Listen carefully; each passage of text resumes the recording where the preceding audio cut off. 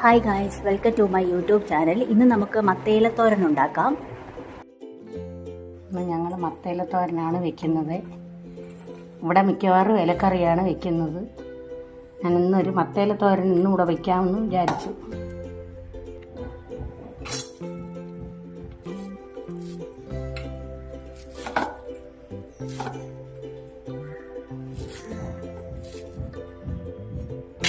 മോള അരിഞ്ഞു വെച്ചതാ, എന്നാലും ഞാൻ ഒന്നുകൂടെ അരിയുക.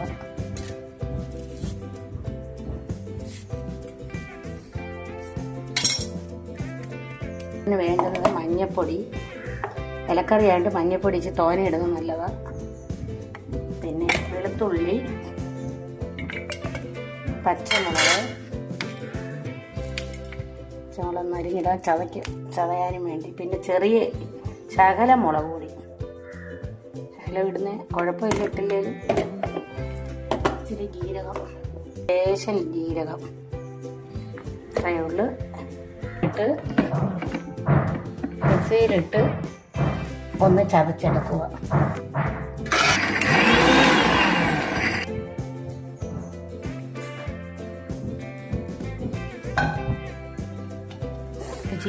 ഒരു ചീനിച്ചട്ടി വെച്ച് അതിനകത്ത് വെളിച്ചെണ്ണ ഒഴിക്കുക. കുറച്ച് വെളിച്ചെണ്ണ മതി. ഒഴിച്ച് കടുക് ഇടുക.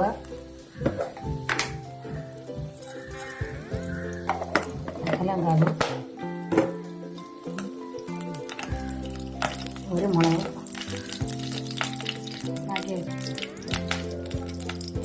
പണ്ട് ഞങ്ങളുടെ അമ്മയൊക്കെ ഇലക്കറി വയ്ക്കുന്നത് വെളിച്ചെണ്ണ കടുകൊന്നും മറക്കത്തില്ല. അപ്പോൾ ഇതുകൂടെ ചതച്ചങ്ങ് ഇട്ട് രണ്ടാവി വരുമ്പോൾ എടുത്ത് കഴിക്കുക. പക്ഷേ ഇപ്പം ഇച്ചിരി കടുക് വറുത്ത് ഇടാമെന്ന് വിചാരിച്ചു. ഞങ്ങളങ്ങനെ ചെയ്യുന്നത്.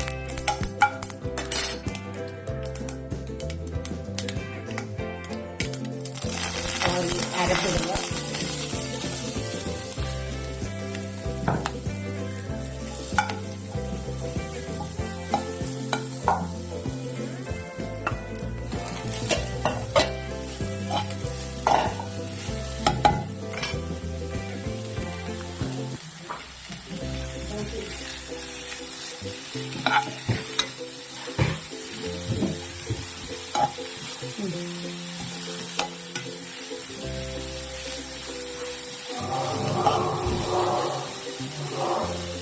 ഉപ്പിടാൻ മറന്നുപോയി. ലേശം ഉപ്പിടാം.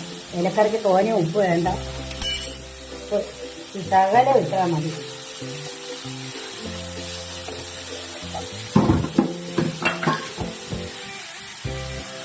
നല്ലതുപോലെ ഇളക്കി അടച്ച് വെച്ചിട്ട് രണ്ടാവി വന്നാൽ മതി. അപ്പം ഇലക്കറി റെഡിയാവും. ഒന്ന് തുറന്ന് ഒന്നുകൂടെ ഒന്ന് ഇളക്കി വയ്ക്കാം. കുറച്ച് വെന്ത് ഇനി ശകലവും കൂടെ വെന്താൽ മതി. എന്നിട്ട് ഒന്നുകൂടെ ഒതുക്കി കൂട്ടി വെച്ച് ഇനി ഒന്ന് തുറന്ന് നോക്കാം. നോക്കി സെറ്റായി, സൂപ്പറായിട്ടുണ്ട്. ഇനി ഒന്ന് തുറന്ന് വെച്ച് ഇതിൻ്റെ ഒന്ന് തോരൻ റെഡി ആയിട്ടുണ്ട്. നല്ലതാണ് ചോറിൻ്റെ കൂടെ കഴിക്കാൻ. ചീനി വേവിച്ചിട്ട് കഴിക്കാനും സൂപ്പറാണ്. ഞങ്ങളിതിവിടെ മിക്കവാറും വെക്കുന്നതാണ്. അവർക്കും എൻ്റെ വീഡിയോ ഇഷ്ടപ്പെട്ടെന്ന് വിചാരിക്കുന്നു. ഇഷ്ടപ്പെട്ടെങ്കിൽ എൻ്റെ ചാനൽ സബ്സ്ക്രൈബ് ചെയ്ത് എന്നെ സപ്പോർട്ട് ചെയ്യുക. അപ്പോൾ ടാറ്റാ, ബൈ ബൈ.